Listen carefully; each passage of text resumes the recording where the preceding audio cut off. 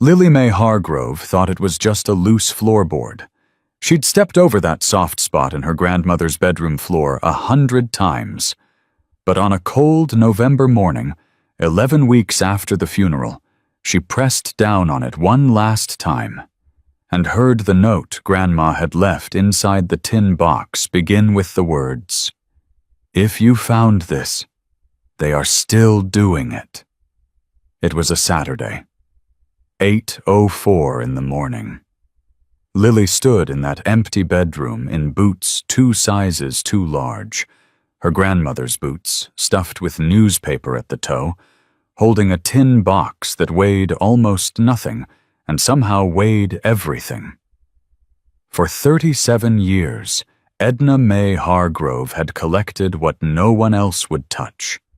She had tried every door she knew. And when the last door closed, she hid the evidence under her floor and wrote a note to a grandchild she was raising to be braver than she had been. Lily had exactly 6 days before a child she'd never met would be lost to a system with no way back, a system that had been taking children from Milford Creek, Kentucky, since before her mother was born. All she had was a tin box, a dead woman's handwriting, and one instruction: find the bikers on Route 9.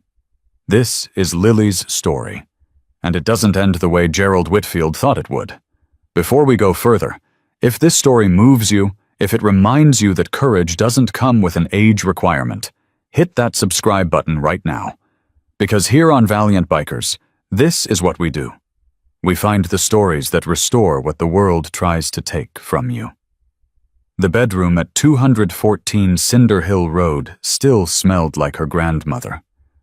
Lavender powder and old paperback books, and something warm that Lily couldn't name. Only feel. The bed had been stripped by her mother 3 weeks ago. The curtains were still there, yellow with tiny white flowers, faded from years of morning light. Edna Mae Hargrove had loved mornings. Lily had found the tin box on a Tuesday. By Wednesday, she had read everything inside it twice. By Thursday, she had copied names and dates into a spiral notebook with a purple cover. Her school notebook, the one she'd emptied out and turned face down in her desk so no one would look inside. By Friday, she had tried every door her 11-year-old world had available to her. Her mother first. Carol Hargrove was 38 years old and worked the early shift at the Milford Creek Family Dollar and came home tired in a way that lived behind her eyes even when she smiled. She had loved her mother. She was still grieving in the quiet way that doesn't announce itself. Losing things she didn't expect to lose, like her coffee cup, like her keys, like the thread of a sentence halfway through. When Lily set the tin box on the kitchen table, Carol had held it in both hands and sat with it for 3 full minutes.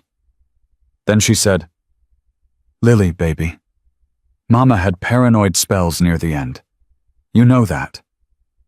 She set the box on the highest kitchen shelf, patted Lily's hand, made them both hot chocolate. Lily waited until her mother was asleep and stood on the step stool and took it back. Deputy Sheriff Mike Trent at the Milford Creek Precinct was 44 years old and had the kind of face that had been friendly once and was now just professional. He looked at the copied pages Lily laid on his desk. Neat stacks, rubber-banded by year, exactly as Edna had organized them. And he looked at them for 47 seconds. Lily counted. She'd been counting things to calm herself since she was 7, a trick her grandmother taught her. Count what you can see. It means you're still here. "This is real old, sweetheart," Deputy Trent said. He handed the pages back without writing a single word. "And you can't bring me photocopies of something your grandma kept under a floorboard. That's not how evidence works." He said it the way adults say things to children when they've already decided the child is wrong. Pastor Glenn Merritt listened with his hands folded and his head tilted, that particular tilt that meant he was performing attention. He was 56, silver-haired, and he had conducted Edna Mae Hargrove's funeral service 3 months ago, and called her a pillar of this community in front of 90 people. He knew the name Whitfield the moment Lily said it. She saw it move across his face, a small tightening, there and gone. The Whitfields have put food on tables and children in loving homes for 60 years in this county, Lily, he said. His voice was kind. That was the worst part. Grief does things to how we see the world. You come find me Sunday, and we'll talk about healing. He called Gerald Whitfield, Jr. within the hour. Lily didn't know this yet. That evening, a black Chevrolet Suburban drove slowly past the house on Cinder Hill Road. Headlights on. Then it circled back, headlights off that time, and moved past again at walking pace before turning at the end of the lane. Lily sat at her bedroom window and watched it and understood. Every door she'd been told to use led back to the same man. The system wasn't broken. The system was his. She opened the tin box again and read the last page of her grandmother's note. She had read it 6 times already. But this time, she read the one line she'd been skipping because it frightened her. Find the bikers on Route 9. People say they are frightening. They are not. They protect. I have watched them take the box, show them everything. Lily looked out the window at the dark lane. Then she looked at her grandmother's boots by the bedroom door. She picked them up, stuffed 2 more sheets of newspaper into the toes, and set them beside her bed for the morning. She didn't sleep much. But she didn't need to. She already knew what she was going to do. Rooster's roadside diner and fuel stop sat at the junction of Route 9 and County Road 14, like it had always been there and always would be.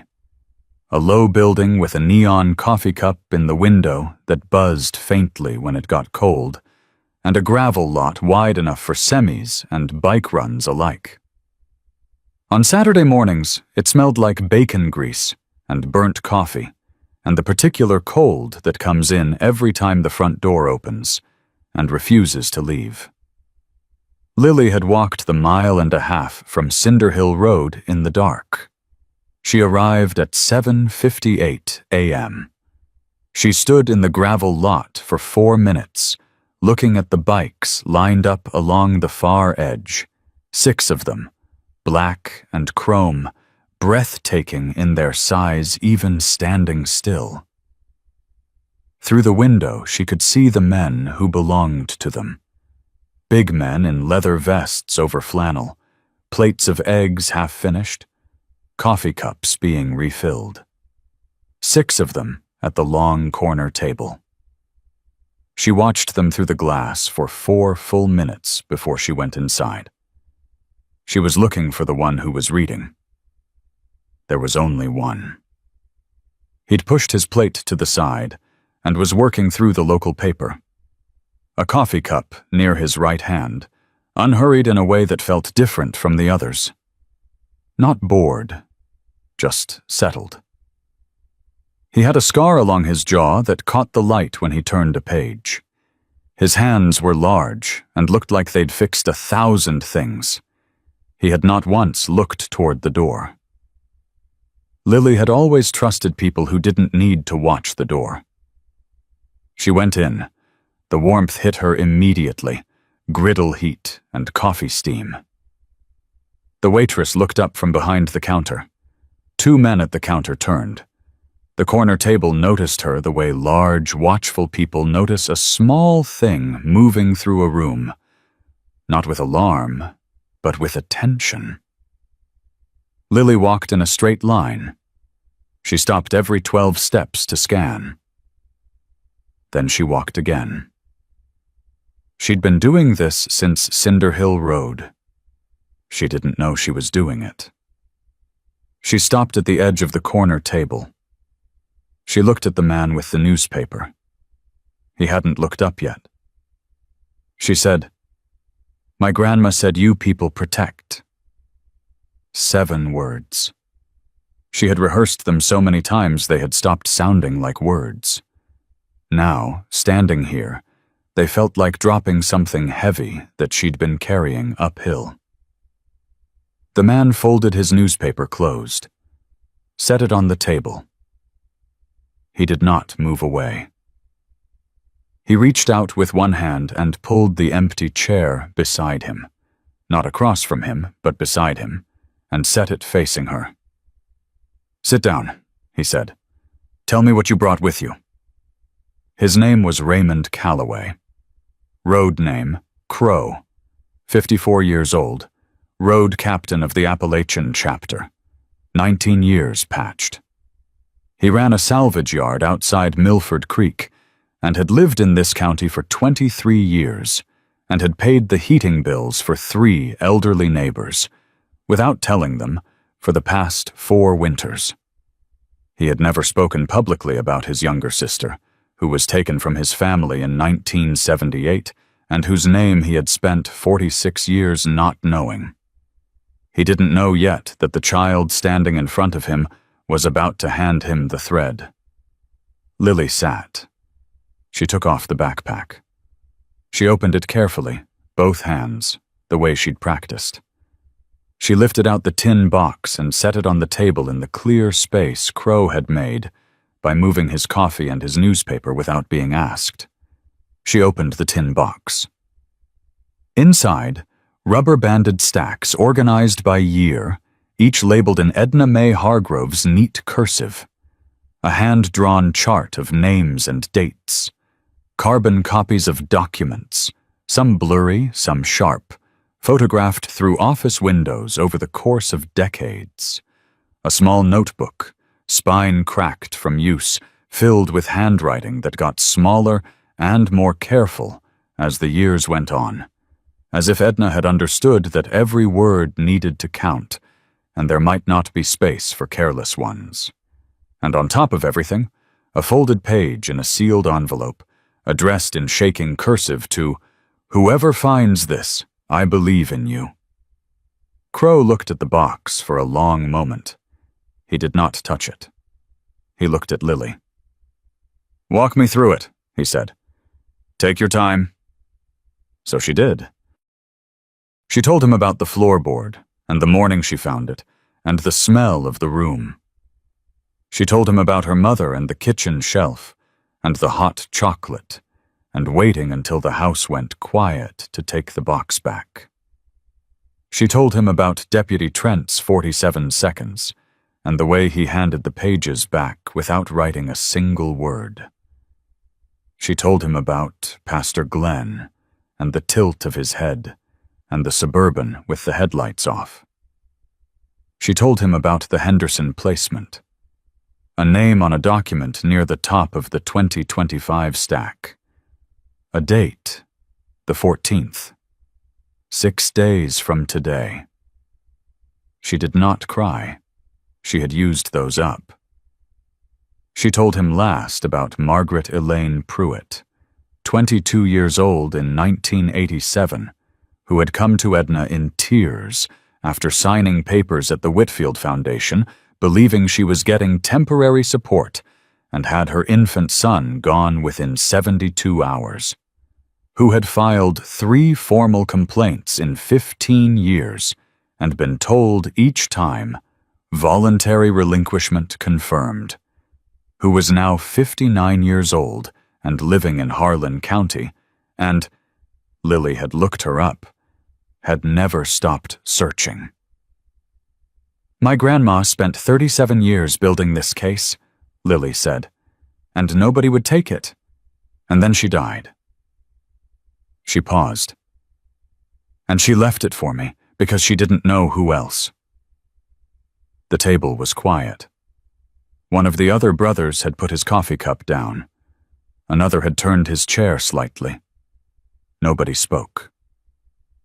Crow had not moved during the entire story. His hands were flat on the table, visible, still. He had listened the way very few adults listen to children, without deciding anything until the child was finished. Now he reached into his vest pocket and set his phone face down on the table, not to check it, to put it away. "There's one more thing," Lily said. She reached into the front pocket of the backpack and produced a folded paper towel. She spread it carefully on the table. Handwriting, someone else's, hurried, real.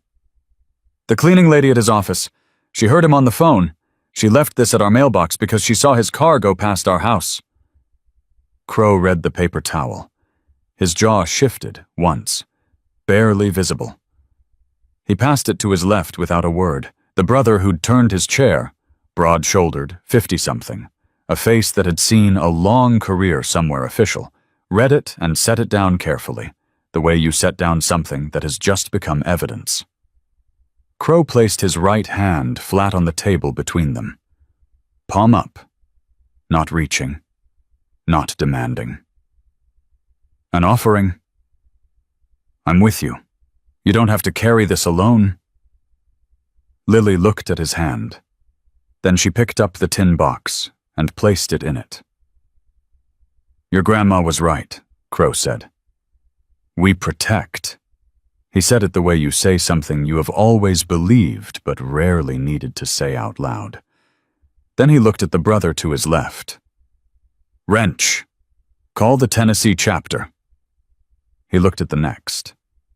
"Doc, we need someone who knows adoption law tonight." He looked at the youngest. "Smoke, I need everything public on the Whitfield Foundation. 990s, licensing, court filings, any name connected to that organization. Before noon." He looked at the man at the far end of the table, oldest of them all, 71, white-haired, who hadn't spoken since Lily came through the door. "Elder," Crow said. The old man nodded once. "I'll make the calls." Lily sat very still. She was watching something she had never seen before. A room full of people responding to what she had said, as if it mattered. As if she mattered. As if her grandmother's 37 years of careful, quiet, frightened courage mattered. She pressed her fingers together under the table, index finger, middle finger, thumb, and counted the sounds in the room. Griddle hiss. Coffee cup. The low rumble of Route 9, 6 phones coming out of 6 pockets. She was still here. She was counting what she could see. Outside, through the diner window, the bikes sat in the cold morning light, chrome catching what little sun there was. In 6 hours, there would be more. In 12 hours, there would be brothers driving in from 2 states. In 6 days, if everything held, if the evidence held, if Margaret Pruitt answered her phone, if the storage unit on Route 14 contained what Edna's notes said it contained, a child whose name Lily didn't know would not disappear. Edna May Hargrove had never seen the inside of Rooster's Diner. She had watched those bikes on Route 9 for years from a careful distance, gathering her courage, waiting for the right moment. The right moment never came for her. She had made sure it would come for her granddaughter. By 9:15 a.m., Rooster's Diner had cleared out. The waitress, a woman named Patsy, who had worked that counter for 11 years and had seen enough Saturday mornings to know when something was different about this one, refilled Lily's hot chocolate without being asked, and didn't ask any questions. She turned the radio down low. She gave the corner table its space. Crow had moved the tin box to the center of the table. Wrench. Dale Stubbs, 52, former Kentucky State Police, 18 years on the force, the kind of man who knew how document fraud worked because he had prosecuted it, was going through the stacks methodically. Not fast, not rushed. The way a man works when he understands that speed and accuracy are not the same thing, and only one of them holds up in court. He didn't speak for 23 minutes. When he did, he said, "She built a case. This woman actually built a case." He said it quietly, not to anyone in particular. It was the kind of sentence that comes out when a professional recognizes craftsmanship. Edna Mae Hargrove had organized her evidence the way someone organizes things when they know no one will help them carry it, with absolute clarity, because if she wasn't there to explain it, it still had to make sense on its own. Each rubber-banded year contained a date, a name, a notation in her cursive. M.W., signed papers 3/4, baby gone 3/6, copy of receipt attached. And wherever she had managed it, a physical copy, carbon paper, photographs taken through windows, a receipt here, a court document there, pulled from public records at the county clerk's office, which Edna had visited twice a year for 3 decades, always on different days, always dressed for church, so no one would think to look twice at her. There were 11 families documented with enough evidence to name. 6 more she had marked with a small question mark and the word verify. She had names but hadn't been able to confirm the outcome.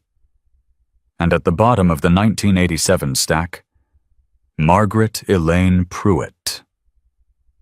Age 22 at time of placement. Infant son, male, born April 3rd. A receipt carbon for $2,800 marked Support Stipend, Whitfield Foundation.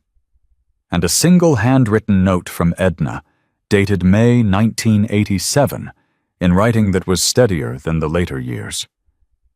Margaret came to me again tonight. She is asking at the courthouse, but they are sending her away. I don't know what to do. I don't know who to tell. I am afraid. Smoke.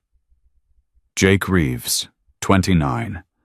Army intelligence background, the youngest at the table by a decade, had his laptop open and was moving through the Whitfield Foundation's publicly available IRS Form 990 filings. Nonprofit organizations are required by law to file these annually. They are public record. Most people don't know that. 11 years of filings, he said, not looking up. Revenue goes up every 3 to 4 years in irregular jumps, not gradual. Jump, plateau, jump. That's not a growing donation base. That's a pricing change. He turned the screen. Most recent year, $312,000 in program service revenue. That's the line they use for placement fees. Against $47,000 per placement, that's between 6 and 7 placements per year. What do legitimate agencies charge? Crow asked. 8 to 25,000, depending on services. Licensed. The Whitfield Foundation's state license, Smoke added, expired in 2021. Wasn't renewed. They're operating on an administrative extension that's been rubber-stamped by the Cabinet for Health and Family Services every 6 months. The last actual compliance review, 2017. Doc, Samuel Pierce, 61. Retired social worker, 22 years with family services, was reading the adoption law section on his phone. He had put on reading glasses and was doing it the way he'd done everything in his career. Carefully, without performing urgency. Consent given without independent legal counsel present is challengeable in Kentucky, especially with evidence of misrepresentation. He looked up. If those documents show 2 things signed simultaneously, temporary placement and voluntary relinquishment, and the mother has testimony that she believed she was only signing one of them, that's fraud. That is prosecutable fraud, federal, if it crossed state lines. Did any of these placements cross state lines? Crow asked. Smoke was already looking. 3 of the receiving families in the 9900s list out-of-state addresses, 1 in Ohio, 2 in Tennessee. He paused. That makes this an FBI matter. The table went quiet in the particular way that tables go quiet when a thing becomes real. Lily was sitting at the far end, both hands wrapped around her hot chocolate cup. She was listening to everything. She had stopped counting floor tiles 20 minutes ago. She didn't need to. The storage unit, Wrench said. He was reading Edna's notation in the 1989 stack. G.W. Sr., Box Archive, Clearview, Unit Unknown, Route 14. Told to me by A.K., Clerk.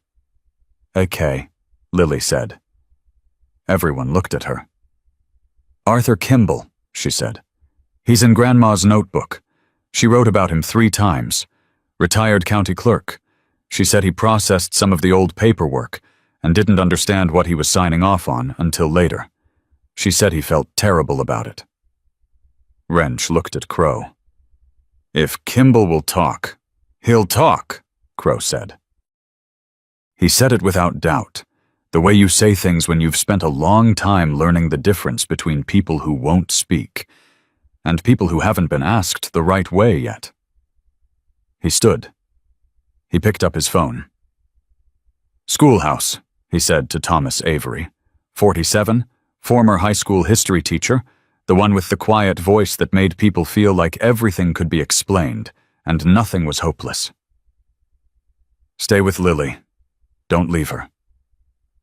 Schoolhouse nodded. He moved his chair to sit beside her. He didn't say anything for a moment. Then he said, Your grandmother's handwriting is very clear. That must have taken a lot of patience. Lily looked at the open tin box. She was a very patient person, she said. Her voice was steady. She said that patience is just courage that doesn't make noise. Schoolhouse nodded slowly. That's worth writing down. Arthur Kimball lived on Depot Street in a house he'd owned for 41 years. He was 71 and had a vegetable garden in the backyard that he tended even in November, covering the beds with burlap and checking them every morning because the habit was too old to break. He had worked as a circuit court clerk from 1974 to 2008 and had spent the last 18 years carrying a specific guilt. The kind you can't confess because the person you'd confess it to was never supposed to be hurt in the first place, and the damage has long since compounded beyond what your confession can touch. When Crow knocked on his door at 10:30 that morning, Arthur Kimball looked at the man on his front step for a long moment. Then he looked past him at the bikes on the street. Then he opened the door wide. I've been expecting someone like you, he said. I just thought it would be sooner. He sat at his kitchen table and told them everything in the organized, careful way of a man who has rehearsed a confession so many times it has become a kind of grief. In 1978, in 1982, in 1984, he had processed paperwork for Gerald Whitfield Sr. that he had believed was standard. It had looked standard. The language was technical and dense, the way legal documents always were, and Gerald Sr. had always been present, professional, patient with explanations. The first time I understood what I'd done, Arthur said, was 1989. A woman came to the clerk's office asking for records of a voluntary relinquishment she said she'd never signed. I pulled the file. Her signature was on it. Her real signature, not forged. But the look on her face when she saw it. He stopped, pressed his lips together. She didn't know what she'd signed. She thought she was signing a temporary arrangement. He folded his hands. I went to Gerald Sr. He told me the woman was unstable. He told me her baby was safe and thriving. He told me to think about my family. Arthur looked at his hands. I had 3 kids under 10. I went home, and I kept going home. For 35 years I kept going home. He had known about the storage unit since 1991. Gerald Sr. had mentioned it once, casually, the way powerful men mention things casually to let you know they are keeping records that could implicate you. Everything goes into the archive, Arthur. All our history, nice and organized. Clearview Self-Storage, Route 14, Unit 34. Arthur Kimball had never gone near it. He had spent 30 years hoping no one else would either. I'll testify, he said, before anyone asked. Whatever you need, I'll testify. Nora Sizemore had left the paper towel at the Hargrove mailbox at 6:40 a.m. that same Saturday on her way to her sister's house. She was 58 years old and had cleaned the Whitfield Foundation offices for 4 years and had known for most of those 4 years that something was wrong in the way that people who work in buildings know things, not through documents or testimony, but through the quality of the silences, through what got locked and what stayed locked, through the way Mr. Whitfield smiled at mothers and watched them sign, and then never spoke about them again after they left. She had heard the phone call on a Tuesday evening, staying late to finish the back hallway. She had written on the paper towel because it was what she had. She had folded it 6 times. She had held it for 3 days before leaving it at the mailbox. When Wrench reached her by phone at 11:15 a.m., she was at her sister's kitchen table, eating a bowl of soup, and had been waiting for this call the way you wait for something you've already decided to do, but haven't quite made happen yet. I heard what he said, she told Wrench. Her voice was clear and certain. I wrote it down exactly. I don't make things up. We know, Wrench said. Can you tell me one more time, in your own words, what you heard him say about the Henderson placement? He said the court date needed to be locked before anyone started looking. He said a specific date, the 14th. He said Patricia, that's the judge, I've heard that name before, needed to have everything ready. She paused. And he said the ledger didn't exist unless someone found the unit. And then he said that thing about the little girl's grandmother. She recited it from memory, exactly as she'd written it. Edna Hargrove was a paranoid old woman, and she died a paranoid old woman. Her granddaughter is going to go home, cry, and grow up. That's what children do. The line landed on Wrench's end of the call, the way it had landed on Crow's end of the table that morning. In absolute silence. Ms. Sizemore, Wrench said, I'm going to need you to come in and make a formal statement. We have people who can help you do that safely. I know, she said. I already packed a bag. Clearview Self-Storage on Route 14 had 17 cameras covering the lot and the access road, which meant approaching it directly without legal authorization would immediately alert Gerald Whitfield or anyone monitoring the property. Smoke had the layout mapped within the hour. Wrench had the name of a federal contact, a former colleague now with the FBI field office in Lexington, in his phone. The call to Lexington was made at 12:47 p.m. The agent on the other end listened for 6 minutes without interrupting. When Wrench finished, there was a pause. The interstate placements make this federal, the agent said. I need the 990 Kemp data, the paper towel with chain of custody documentation, and a signed statement from your witness before I can move. How fast can you get me those? Before close of business today, Wrench said. Then I can have a warrant application before a federal judge Monday morning. If the unit contains what your source says it contains. It does, Wrench said. The woman who documented it spent 37 years being right about everything. She was just wrong about who would listen. Another pause. Get me the materials, the agent said. And tell whoever has the child to keep her somewhere safe this weekend." Margaret Elaine Pruitt Dawson answered her phone on the second ring. Doc had made the call. He had been in family services for 22 years and had delivered news to people, good news, devastating news, impossible news, more times than he could count. He knew that there was no preparation for this particular kind of call. You could only be honest and stay on the line. "Ms. Pruitt Dawson, my name is Samuel Pierce. I'm calling because I'm sitting with a tin box that belongs to Edna May Hargrove, your neighbor from Milford Creek, and I think you should know what's inside it." The silence on the other end lasted 11 seconds. Doc counted. "Edna," Margaret said. Her voice was very quiet. "Is Edna—" "She passed away," Doc said gently. 11 weeks ago. But she spent 37 years keeping records. Records about you and your son. About what was done to you in 1987. And we have those records now." There were 9 seconds of silence. Then Margaret Pruitt Dawson, 59 years old, who had filed 3 formal complaints and been told 3 times that what she knew had happened had never happened, began to cry. Not in a way that sounded like grief. In a way that sounded like something that had been pressed down for 37 years, suddenly finding air.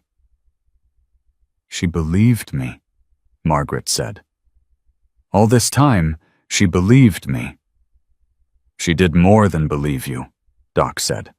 "She proved it." Gerald Harlan Whitfield, Jr. was arrested at 4:18 p.m. on a Tuesday, 4 days after Lily walked into Rooster's Diner, 2 days before the Henderson placement was scheduled to finalize. He was in the parking lot of Milford Creek Community Church, carrying a foil-covered dish for a potluck supper. He was wearing pressed khakis and a flannel shirt and reading glasses on a lanyard. He looked, in every detail, like what he had spent 61 years building himself to look like. A respectable man who had never done anything that a reasonable person would question.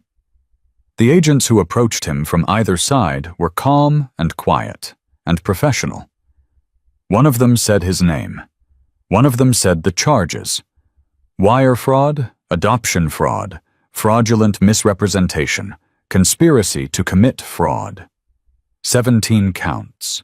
Expanding pending review of the Unit 34 archive, which had been opened under federal warrant at 2:30 that afternoon. The ledger was inside.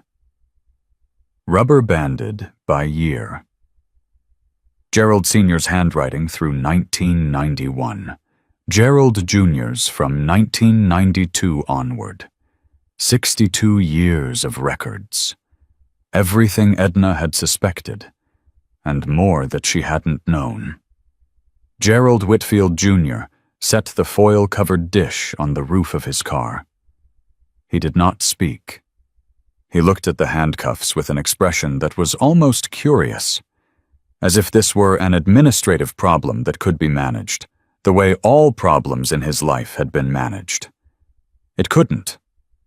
Judge Patricia Howes was placed on immediate judicial suspension pending investigation into 31 adoption proceedings. Deputy Sheriff Mike Trent was placed on administrative leave.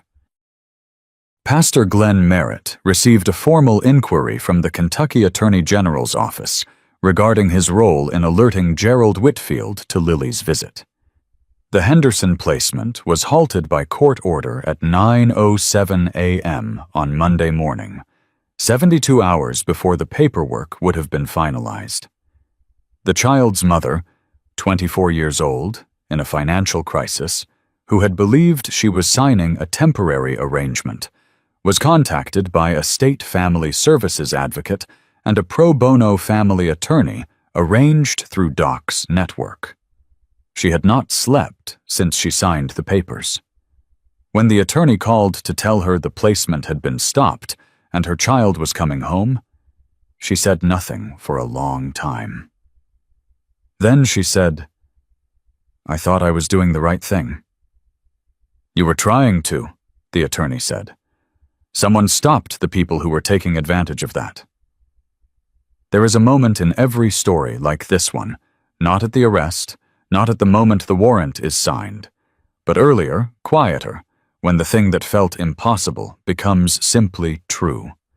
When the weight that one person carried for years is finally distributed among hands strong enough to hold it. For this story, that moment happened at a diner table on a Saturday morning, when a man named Crow set a tin box down carefully and said, "Your grandma was right." Edna May Hargrove had been right about all of it. The scheme, the scale, the names, the man with the pressed khakis and the reading glasses on a lanyard. The judge, the pastor, the deputy who took 47 seconds to decide a child's evidence wasn't worth writing down.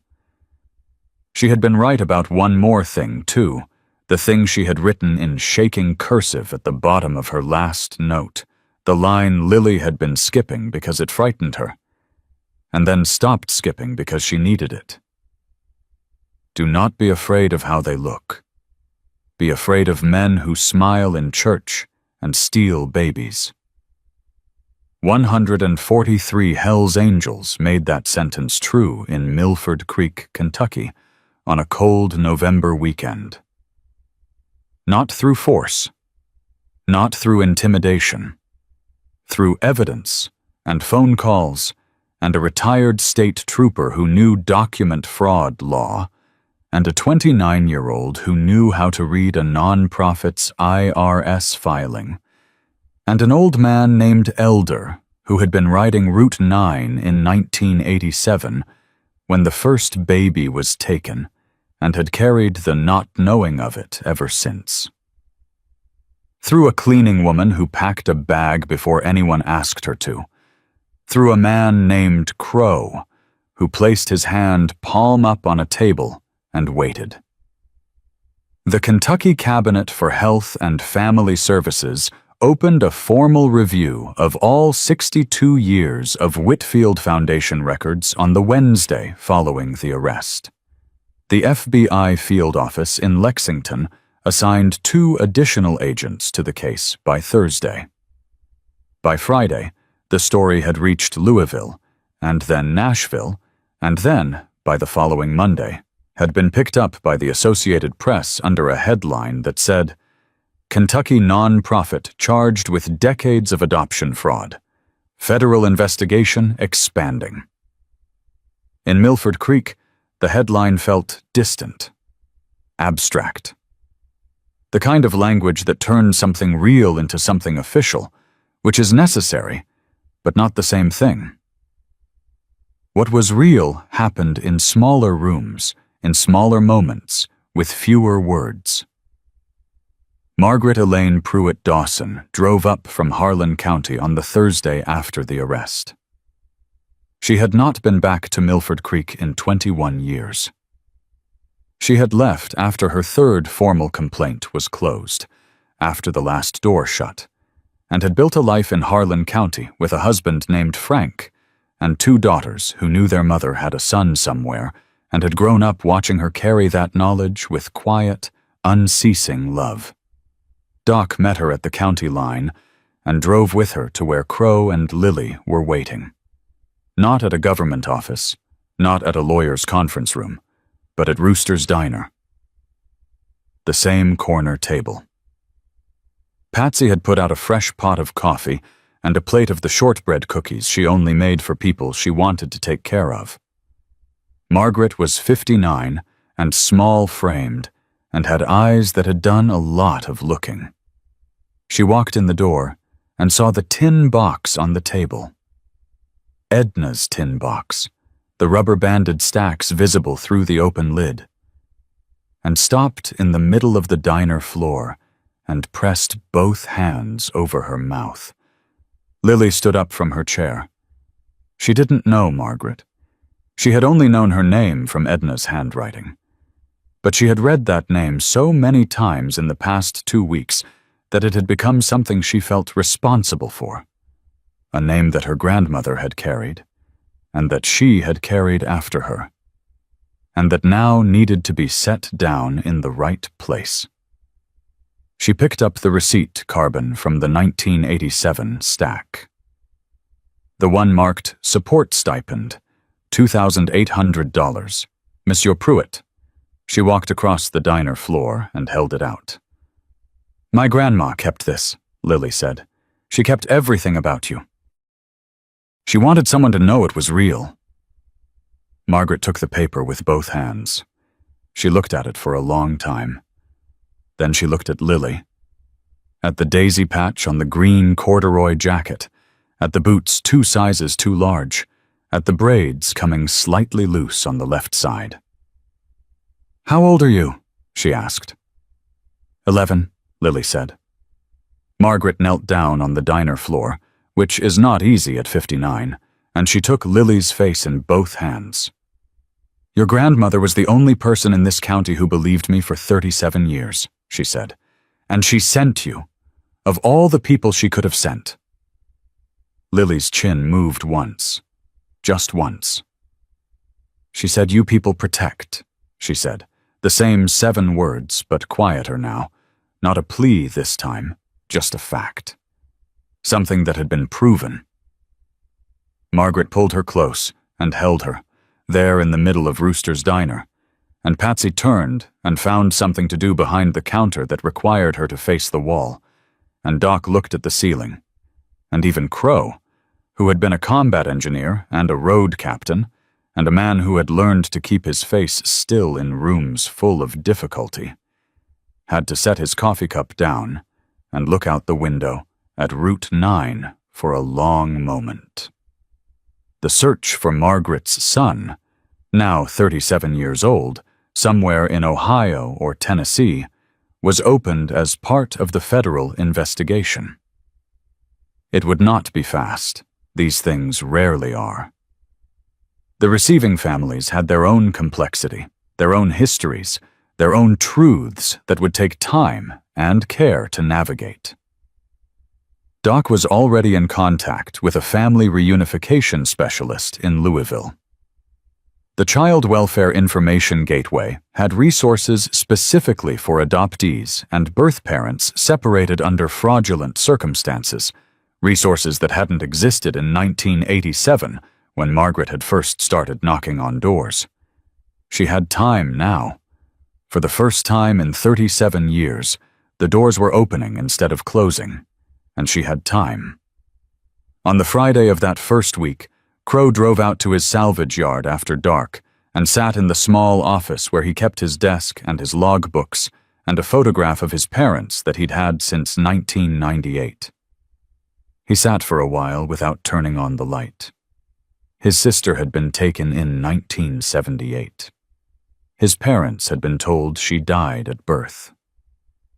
They had found out the truth in 2006, 3 months after his mother passed, which meant his mother never knew she had a living daughter somewhere.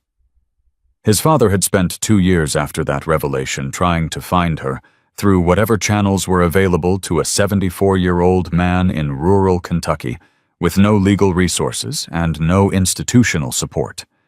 He had died in 2009 with no answers. The Whitfield Foundation's records went back to 1961. The federal agents had confirmed that the archive in Unit 34 included placement records through 1991 under Gerald Sr.'s operation. Crow had given them the year, 1978, and a name. Calloway, infant female, born late spring. They hadn't found it yet. The archive was 60 years deep, and the search was methodical and would take time. He didn't know if his sister was in those records. He didn't know if she was alive. He didn't know her name. He knew that a tin box kept under a floorboard by a woman who died without seeing justice had just opened a federal investigation into the organization that might hold the answer. He knew that a child in her grandmother's boots had walked through a diner door and placed that box in his hands. He didn't know what to do with that yet. It was too large to hold all at once. So he did what he had always done with things too large to hold. He picked up the part he could manage, which was tomorrow, and he set the rest down carefully beside him, and he let it wait. The Henderson baby came home on a Monday afternoon. Her name was not recorded in the story because it didn't need to be. She was 4 months old. Her mother, 24 years old, met the family services advocate at the door of her apartment holding a car seat in one hand because she had not unpacked it. She had never been able to bring herself to put it away. The advocate set the baby in the car seat. The mother sat on her apartment floor and held the car seat in her lap and said nothing for a long time. Then she said, "I need to know who stopped it." The advocate said, "A lot of people, but it started with an 11-year-old girl and her grandmother's tin box, and 3 months after the arrest, on a February morning when the frost was still on the windows at Cinder Hill Road, Lily Mae Hargrove sat at her grandmother's kitchen table. Her kitchen table now, in the sense that she and her mother had not changed anything in the room, and probably wouldn't for a long time, and did her homework. She was in 6th grade. She was good at history, better at reading, working on math. She had a teacher named Mr. Avery, Thomas Schoolhouse Avery, who had put in for a substitute teaching position at Milford Creek Middle School in January and had been called in twice already, who had told her class that primary sources were the most important documents in history, first-hand accounts, things written by the people who were actually there. Like Grandma's box, Lily had thought. She had not said it out loud. She had written it in the margin of her notes and looked at it for a while. The tin box was in the federal evidence inventory now, documented, catalogued, part of a case file that would take years to fully prosecute. But before it was transferred, Crow had done one thing. He had taken Edna's final note, "Find the bikers on Route 9, and had it mounted in a small frame, the kind you find at a hardware store. Simple wood. Nothing expensive. He had given it to Lily on the Sunday after the arrest, with no ceremony and no speech. "So you remember what she knew about you before you knew it yourself," he said. The frame sat on the kitchen windowsill in the morning light, next to the yellow curtains with the small white flowers. There is something this story keeps returning to, and I want to say it directly before we close. Not as a lesson written on a chalkboard, but as something true that I keep thinking about. Edna Mae Hargrove was not powerful. She was not wealthy. She had no legal credentials, no institutional standing, no one in a position of authority who would return her calls. She was a woman in a small Kentucky town who watched something wrong happen to her neighbor and spent 37 years refusing to let it disappear, not because she believed she would see justice, but because she believed someone eventually would.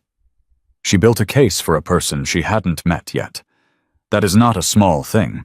That is, in fact, one of the largest things a person can do.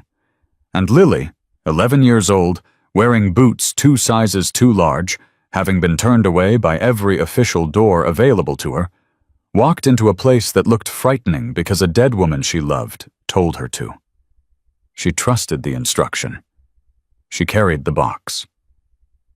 I think about the people in our lives who built things quietly and without recognition, who kept records that no one wanted to see, who filed complaints that were closed without being read, who spent years being called paranoid, being told their grief was distortion, being thanked for their concern, and then shown the door.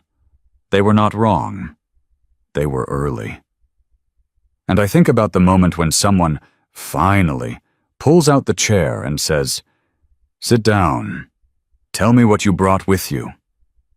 That is the moment this story is actually about. Now, because Edna's records were real, and the system she was fighting is real, and there may be someone watching this right now who needs to know where to go. Here is what the evidence in that tin box can teach us: how adoption fraud happens, and how to protect your family.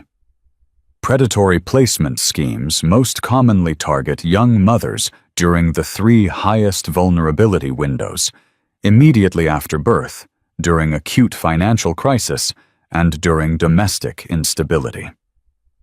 The Whitfield Foundation exploited all 3. Its family advocates were not social workers. They were recruiters. And their primary tool was the same one Gerald Sr. had used since 1961. Complexity presented under time pressure, without independent counsel present. If you or someone you love is approached by a placement organization, these are the questions to ask before signing anything.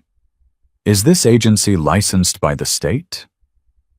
Every legitimate adoption agency in all 50 states must carry an active state license, searchable online through your state's Child Welfare Department. Has the license lapsed? Administrative extensions, like the one the Whitfield Foundation was operating under, are a red flag. Are you being asked to sign more than one document? Read every page.